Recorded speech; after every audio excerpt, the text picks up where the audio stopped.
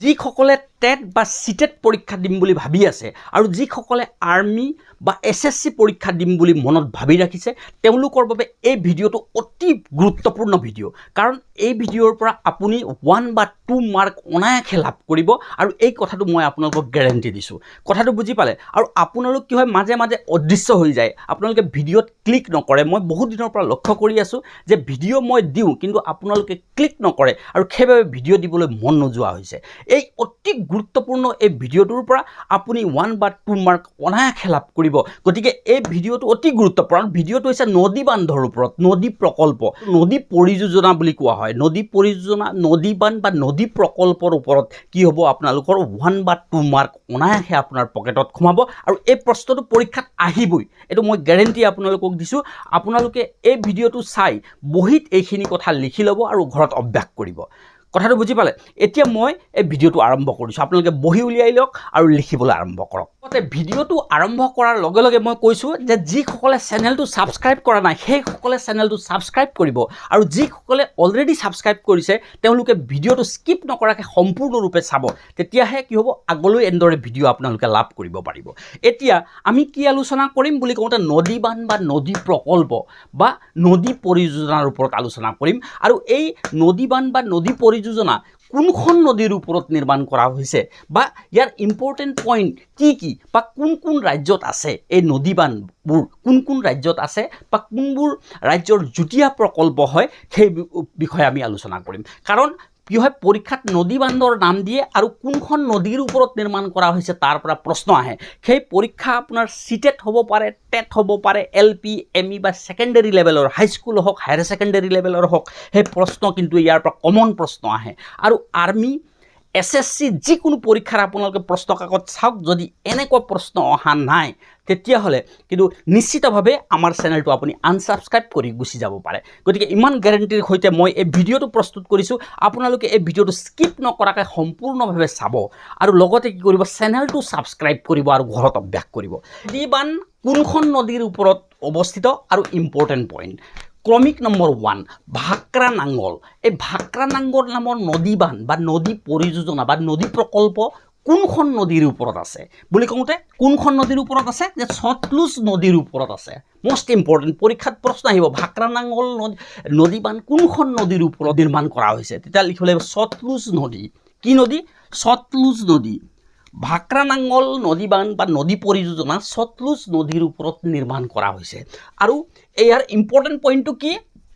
বুলি কওঁতে পাহাৰাৰ যুটীয়া প্ৰকল্প পাহাৰা পা মানে পাঞ্জাব হা মানে হাৰিয়ানা ৰা মানে ৰাজস্থান পাঞ্জাব হাৰিয়ানা আৰু ৰাজস্থানৰ যুটীয়া প্ৰকল্প অৰ্থাৎ ভাক্ৰা নাঙ্গল নদী বান্ধটো হৈছে কি বুলি কওঁতে পাঞ্জাব হাৰিয়ানা আৰু ৰাজস্থানৰ যুটীয়া প্ৰকল্প আৰু ভাৰতৰ সৰ্ববৃহৎ বহুমুখী উপত্যকা প্ৰকল্প এটো মনত ৰাখিব লাগিব ভাক্ৰা নাঙ্গল নদী বান্ধ বা নদী পৰিযোজনা বা নদী প্ৰকল্প হৈছে কি ভাৰতৰ সৰ্ববৃহৎ বহুমুখী উপত্যকা প্ৰকল্প মোস্ট ইম্পৰ্টেন্ট পইণ্ট একদম নোট ডাউন কৰি ল'ব পৰীক্ষাত আহিব ভাক্ৰা নাঙ্গল নদী বান্ধ কোনখন নদীৰ ওপৰত নিৰ্মাণ কৰা হৈছে বা ভাৰতৰ সৰ্ববৃহৎ বহুমুখী উপত্যকা প্ৰকল্প কি বা কোন ৰাজ্যৰ যুটীয়া প্ৰকল্প এইখিনি ইম্পৰ্টেন্ট কথা গতিকে মোস্ট ইম্পৰ্টেন্ট ক্ৰমিক নম্বৰ 2 হীৰাকুণ্ড বান্ধ কোনখন নদীৰ ওপৰত নিৰ্মাণ কৰা হৈছে most important most important question Hirakud বান্ধ হৈছে মহানদীৰ ওপৰত নিৰ্মাণ কৰা হৈছে হীৰাকুণ্ড বান্ধ কোনখন নদীৰ ওপৰত নিৰ্মাণ কৰা হৈছে বুলি কওঁতে মহানদীৰ ওপৰত নিৰ্মাণ কৰা হৈছে আৰু মহানদীৰ ওপৰত নিৰ্মাণ কৰা এই হীৰাকুণ্ড বান্ধ কোনখন ৰাজ্যত আছে বুলি কওঁতে উৰিষ্যাত আছে মনত ৰাখিব হীৰাকুণ্ড বান্ধ মহানদীৰ ওপৰত নিৰ্মাণ কৰা হৈছে আৰু এই হীৰাকুণ্ড বান্ধ ক'ত আছে উৰিষ্যাত অৱস্থিত উৰিষ্যাত আছে মোস্ট ইম্পৰ্টেন্ট হীৰাকুণ্ড বান্ধ মহানদী প্লাস উৰিষ্যা এই দুটা পইণ্ট আপোনালোকে মনত ৰাখিব লাগিব তাৰ পিছত 3 নম্বৰ পইণ্ট নাগাৰ্জুন সাগৰ নদী বান্ধ নাগাৰ্জুন সাগৰ কি নদী পৰিযোজনা বা নদী প্ৰকল্প বা নদী বান্ধ কোনখন নদীৰ ওপৰত আছে এই নদীখনৰ নাম হৈছে কৃষ্ণা নদী নাগাৰ্জুন সাগৰ কোনখন নদীৰ ওপৰত আছে বুলি কওঁতে কৃষ্ণা নদীৰ ওপৰত অৱস্থিত আৰু এই কৃষ্ণা নদী কোনখন প্ৰদেশত বা কোনখন ৰাজ্যত আছে বুলি কওঁতে অন্ধ্ৰপ্ৰদেশ নাগাৰ্জুন সাগৰ নদী বান্ধ কৃষ্ণা নদীৰ ওপৰত নিৰ্মাণ কৰা হৈছে আৰু ৰাজ্যখন হৈছে কি অন্ধ্ৰপ্ৰদেশ আৰু অন্ধ্ৰপ্ৰদেশৰ ৰাজধানী কি অমৰাৱতী বা অমৰাৱতীপুৰ আগতে আছিলে অন্ধ্ৰপ্ৰদেশৰ ৰাজধানী হায়দৰাবাদ আছিলে আজিকালি হ'ল কি অন্ধ্ৰপ্ৰদেশৰ ৰাজধানী হৈছে অমৰাৱতী বা অমৰাৱতীপুৰ এইটো মনত ৰাখিব কাৰণ কিছুমানে আকৌ ভুল কৰি দিব অন্ধ্ৰপ্ৰদেশৰ ৰাজধানী হায়দৰাবাদ লিখি দিব কথাটো বুজি পালে অন্ধ্ৰপ্ৰদেশৰ ৰাজধানী হায়দৰাবাদ নহয় তেলেংগানাৰ ৰাজধানী হৈছে হায়দৰাবাদ এতিয়া অন্ধ্ৰপ্ৰদেশৰ ৰাজধানী হৈছে অমৰাৱতী বা অমৰাৱতীপুৰ গতিকে নাগাৰ্জুন সাগৰ নদী বান্ধ কোনখন নদীৰ ওপৰত নিৰ্মাণ কৰা হৈছে বুলি কওঁতে কৃষ্ণা নদীৰ ওপৰত নিৰ্মাণ কৰা হৈছে আৰু এই নদীবান কোনখন ৰাজ্যত আছে বুলি কওঁতে অন্ধ্ৰপ্ৰদেশত আছে অন্ধ্ৰপ্ৰদেশ ক্ৰমিক নাম্বাৰ 4 তুংগভদ্ৰা নদী পৰিযোজনা তুংগভদ্ৰা এটা বৰ সহজ এইটো মনত ৰাখিব লাগে কাৰণ তুংগভদ্ৰা নদী পৰিযোজনা বা তুংগভদ্ৰা নদীবান কোনখন নদীৰ ওপৰত আছে বুলি কওঁতে তুংগভদ্ৰা নদীবান তুংগভদ্ৰা নদীৰ ওপৰত আছে কথাটো বুজি পাইছে নহয় যে তুংগভদ্ৰা নদী পৰিযোজনা তুংগভদ্ৰা নদীৰ ওপৰত নিৰ্মাণ কৰা হৈছে আৰু এইটো ক'ত আছে বুলি কওঁতে অন্ধ্ৰপ্ৰদেশত আছে অৰ্থাৎ নাগাৰ্জুন সাগৰ আৰু তুংগভদ্ৰা এই দুখন কি কৰা হৈছে যে এই দুখন হৈছে অন্ধ্ৰপ্ৰদেশৰ যুটীয়া প্ৰকল্প অৰ্থাৎ নাগাৰ্জুন সাগৰ আৰু তুংগভদ্ৰা নদী পৰিযোজনা বা নদী বান্ধ বা নদী প্ৰকল্প কি কৰা হৈছে যে এই দুয়োখনেই অন্ধ্ৰপ্ৰদেশত অৱস্থিত আৰু অন্ধ্ৰপ্ৰদেশৰ এই দুখন হৈছে যুটীয়া প্ৰকল্প আৰু নাগাৰ্জুন সাগৰ কৃষ্ণা নদীৰ ওপৰত আৰু তুংগভদ্ৰা নদীৰ ওপৰত অৱস্থিত কথাটো বুজি পালে যে নাগাৰ্জুন সাগৰ কৃষ্ণা নদীৰ ওপৰত আৰু তুংগভদ্ৰা নদীৰ ওপৰত অৱস্থিত আৰু এই দুইখন হৈছে কি অন্ধ্ৰপ্ৰদেশৰ যুটীয়া প্ৰকল্প ওকে তাৰ পিছত আহোঁ আমি 5 নম্বৰ ৰঞ্জিত সাগৰ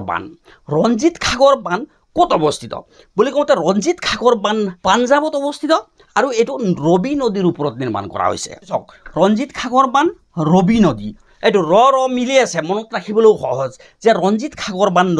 ৰবি নদীৰ ওপৰত নিৰ্মাণ কৰা হৈছে ই ক'ত আছে বুলি কওঁতে পাঞ্জাৱত অৱস্থিত ৰঞ্জিত সাগৰ বান্ধ হৈছে কি ইম্পৰ্টেণ্ট পইণ্টটো কি বুলি কওঁতে পাহাজকা অৰ্থাৎ পাঞ্জাৱ হাৰিয়ানা জম্মু কাশ্মীৰ অৰ্থাৎ পাহাজকা মানে হৈছে পাঞ্জাৱ হাৰিয়ানা আৰু জম্মু কাশ্মীৰৰ যুটীয়া প্ৰকল্প যে পাঞ্জাৱ হাৰিয়ানা আৰু জম্মু কাশ্মীৰৰ যুটীয়া প্ৰকল্প হৈছে কি ৰঞ্জিত সাগৰ বান্ধ হৈছে পাঞ্জাৱ হাৰিয়ানা আৰু জম্মু কাশ্মীৰৰ যুটীয়া প্ৰকল্প মোষ্ট ইম্পৰ্টেণ্ট এইটো মনত ৰাখিবলৈও সহজ ৰঞ্জিত সাগৰ এফালে ৰবি নদী ৰ মিলি আছে গতিকে এইটো পাঞ্জাৱত অৱস্থিত মোষ্ট ইম্পৰ্টেণ্ট নেক্সট ক্ৰমিক নাম্বাৰ 6 হাজদিউ ব্যংগ প্ৰকল্প কোনখন নদীৰ ওপৰত নিৰ্মাণ কৰা হৈছে বুলি কওঁতে মহানদীৰ ওপৰত নিৰ্মাণ কৰা হৈছে হাজদিউ ব্যংগ প্ৰকল্প মহানদীৰ ওপৰত নিৰ্মাণ কৰা হৈছে আৰু ই মধ্যপ্ৰদেশত অৱস্থিত মোষ্ট ইম্পৰ্টেণ্ট হাজদিউ ব্যংগ প্ৰকল্প মহানদীৰ ওপৰত নিৰ্মাণ কৰা হৈছে আৰু কোনখন ৰাজ্যত আছে বা কোনখন প্ৰদেশত আছে বুলি কওঁতে মধ্যপ্ৰদেশত অৱস্থিত আৰু ই হৈছে পৃথিৱীৰ আটাইতকৈ ডাঙৰ নদীবান্ধ হাজদিউ ব্যংগ প্ৰকল্প মহানদীৰ ওপৰত অৱস্থিত আৰু ই মধ্যপ্ৰদেশত অৱস্থিত ই হৈছে পৃথিৱীৰ সৰ্ববৃহৎ নদীবান্ধ মোষ্ট ইম্পৰ্টেণ্ট এই কথাটো মনত ৰাখিব যে হাজদিউ ব্যংগ প্ৰকল্প হৈছে পৃথিৱীৰ সৰ্ববৃহৎ নদীবান্ধ কথাটো বুজি পালে নেক্সট